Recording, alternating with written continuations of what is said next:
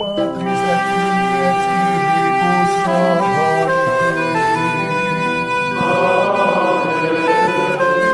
Dominus vobiscum.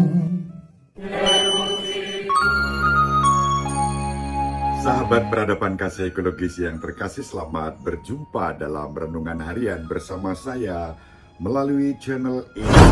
Semoga panjenengan selalu sehat, tetap semangat tanpa obat, dan selalu bahagia, kebahagiaan yang bersumber dari Tuhan Allah kita. Mari kita awali perjumpaan kita dengan bersatu di dalam doa. Allah Bapa yang Maha Pengasih dan Penyayang, karyamu tetap terlaksana hingga saat ini, bahkan kerap kali di luar dugaan pikiran manusiawi kami.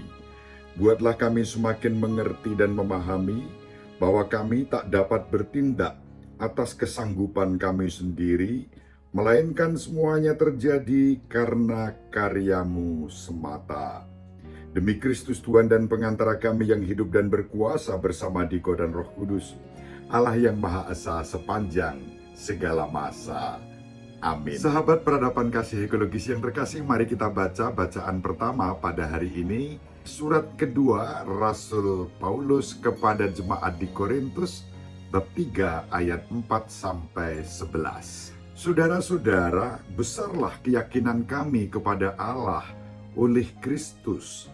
Dari diri kami sendiri, kami merasa tidak sanggup untuk memperhitungkan sesuatu seolah-olah pekerjaan kami sendiri, tetapi kesanggupan kami adalah pekerjaan Allah. Dialah yang membuat kami sanggup menjadi pelayan suatu perjanjian baru, bukan perjanjian yang terdiri dari hukum yang tertulis, melainkan dari Roh. Sebab hukum yang tertulis mematikan, tetapi Roh menghidupkan. Pelayanan yang terukir dengan huruf pada loh-loh itu mematikan. Meskipun demikian, pelayanan itu disertai kemuliaan Allah pada waktu diberikan. Sebab sekalipun pudar juga, wajah Musa bercahaya begitu cemerlang, sehingga mata orang-orang Israel tidak tahan menatapnya. Jika pelayanan itu datang dengan kemuliaan yang demikian, betapa lebih besar lagi kemuliaan yang menyertai pelayanan Roh. Jadi, kalau pelayanan yang memimpin kepada penghukuman itu begitu mulia, betapa lebih mulianya lagi pelayanan Roh yang memimpin kepada pembenaran.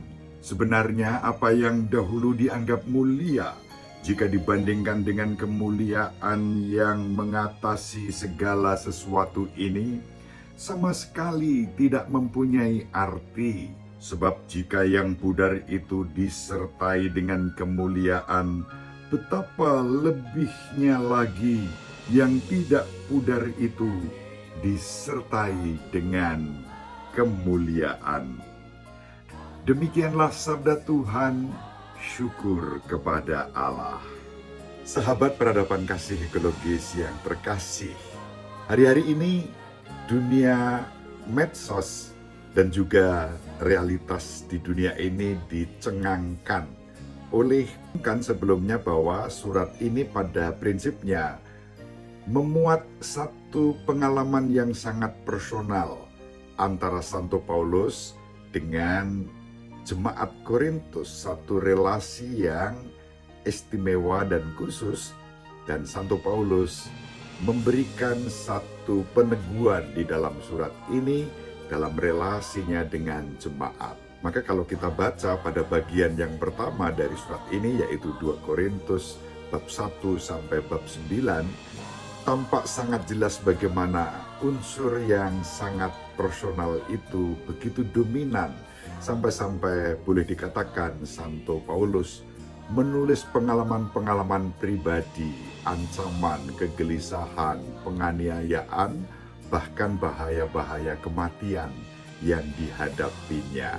Menghadapi orang-orang yang menyebarkan hoax dan fitnah tentang dirinya, Santo Paulus menawarkan rekonsiliasi perdamaian, dan kasih pengampunan. Sahabat peradaban kasih ekologis yang terkasih, kita juga sudah membaca bagaimana bagian awal dari surat kepada umat di Korintus yang kedua ini memuat satu isi yang tidak biasa. Ada ungkapan syukur dan puji-pujian kepada Allah, bukan karena sesuatu yang berhasil, kebaikan, tetapi satu pengalaman penderitaan yang justru mendatangkan penghiburan ketika penderitaan itu dipersatukan dengan penderitaan Kristus.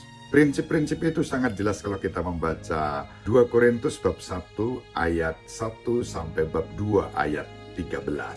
Santo Paulus berbagi pengalaman saat hampir mati, mungkin sebagai akibat dari penganiayaan, namun Tuhan telah menyelamatkannya. Dan Santo Paulus juga menjelaskan bahwa penderitaan karena iman akan Kristus pasti mendatangkan penghiburan. Pengalaman yang seperti itu sungguh sangat meneguhkan iman yang lebih besar lagi, bertumbuh di dalam Tuhan sebagai Sang Juru Selamat umatnya. Santo Paulus juga percaya bahwa semua itu merupakan buah dari doa-doa jemaat, doa-doa umat untuk karya pelayanannya. Dengan demikian, disatukan pengalaman personal Santo Paulus dengan pengalaman iman umat melalui penderitaan, penghiburan, dan doa. Itu sangat jelas dalam bab 1 ayat 1 sampai 7 sebagaimana sudah kita renungkan.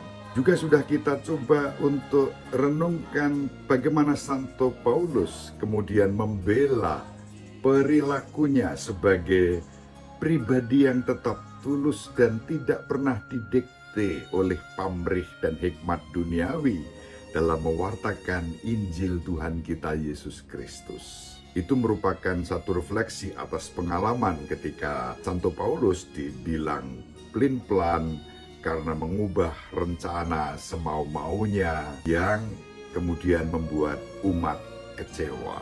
Keadaan itu dipakai oleh para pengaco dan penghasut, para provokator di Korintus untuk menjatuhkan dan mencemarkan nama baik Santo Paulus yang dibilang hanya mementingkan kepentingannya sendiri. Yang menarik adalah bahwa pembelaan Santo Paulus tentang hal itu bukan pertama-tama untuk membela dirinya secara pribadi, tetapi justru dipakai sebagai bahan untuk pengajaran yang disampaikan kepada umat di Korintus, bahwa Allah adalah setia dan tidak pernah ingkar janji. Santo Paulus mengajarkan tentang kesetiaan dan ketulusan Allah sendiri yang digenapi di dalam Tuhan Yesus Kristus. Memang Santo Paulus mengubah rencana itu, tetapi bukan demi kepentingannya sendiri, melainkan untuk membantu umat agar mereka lebih tenang, berdisiplin, dan kemudian membangun rekonsiliasi terlebih dahulu dengan pihak-pihak yang memprovokasi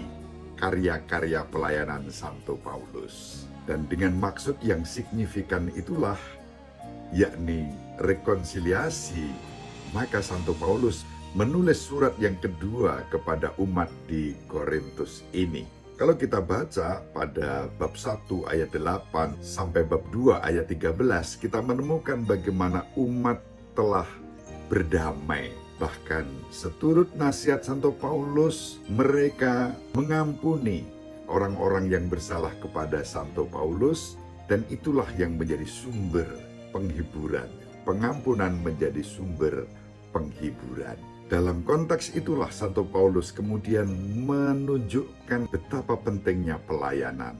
Pelayanan menjadi kata kunci, sebagaimana kita baca dalam bab yang kedua ayat 14 sampai bab 3 ayat 3. Itulah yang menjadi konteks untuk bacaan yang kita renungkan. Sahabat peradaban kasih ekologis yang terkasih, Dalam teks yang kita baca pada hari ini, Santo Paulus menjelaskan sifat pekerjaan yang dipersembahkan oleh hamba-hamba Allah yang ditampilkan sebagai pelayan yang mulia. Lalu Santo Paulus membuat satu kontras antara pelayanan perjanjian lama yang berdasarkan pada hukum-hukum tertulis pada loh batu, berarti ini terhubung dengan Nabi Musa, dan pelayanan perjanjian baru yang didasarkan pada roh. Pelayanan yang lama disebut sebagai pelayanan yang mematikan, dan pelayanan di dalam roh merupakan pelayanan yang menghidupkan. Dalam konteks itulah Tuhan Yesus Kristus menandakan roh Allah yang membawa kebebasan, yang memerdekakan, yang memberikan satu transformasi orang beriman ke dalam keserupaan dan kemuliaan Allah sendiri. Itulah yang dijelaskan oleh Santo Paulus pada bab 3 ayat 4-18. Santo Paulus menegaskan martabat panggilan para rasul dalam konteks panggilan Allah sendiri. Panggilan pelayanan tidak tertuju pada diri sendiri untuk memuliakan dan menyombongkan diri sendiri secara duniawi, melainkan melulu untuk kemuliaan Allah saja. Demi kemuliaan Allah itulah lalu kita mempersembahkan pelayanan yang terbaik kepada Tuhan dan kepada sesama dimanapun perutusan dipercayakan kepada kita. Kendati pun dengan segala kelemahan, keterbatasan, dan kerapuhan kita, Allah memilih memakai karya pelayanan kita untuk kemuliaannya semata. Sahabat peradaban kasih ekologis yang terkasih, dalam arti inilah kita bisa belajar, ya, sama seperti Santo Paulus yang diutus untuk mewartakan kemuliaan Allah dalam kehidupan dengan segala keterbatasan, keringkian, dan kerapuhannya. Sama seperti putri yang telah dipakai oleh Allah dalam keterbatasan, kerapuhan, dan keringkihannya. Demikian juga kita dipanggil untuk senantiasa mempersembahkan yang terbaik melalui bakat dan talenta kita demi kemuliaan Tuhan. Ibu Maria selalu mendoakan kita, Bapak Yusuf merestui kita dengan keheningannya. Semoga panjenengan semua sahabat peradaban kasih ekologis yang terkasih bersama seluruh anggota keluarga dimanapun berada, dibimbing, dilindungi, dan diberkati oleh Allah yang Maha Kuasa, Bapa dan Putera dan Roh Kudus. Amin. Terima kasih, salam sehat, tetap semangat tanpa sambat. Selalu bahagia, kebahagiaan yang bersumber dari Tuhan Allah kita. Salve, shalom, salam sejahtera, berkah dalam. Sahabat peradaban kasih yang terkasih, sampai jumpa pada episode berikutnya. Terima kasih atas kebersamaan kita. Salam peradaban kasih ekologis, berkah dalam.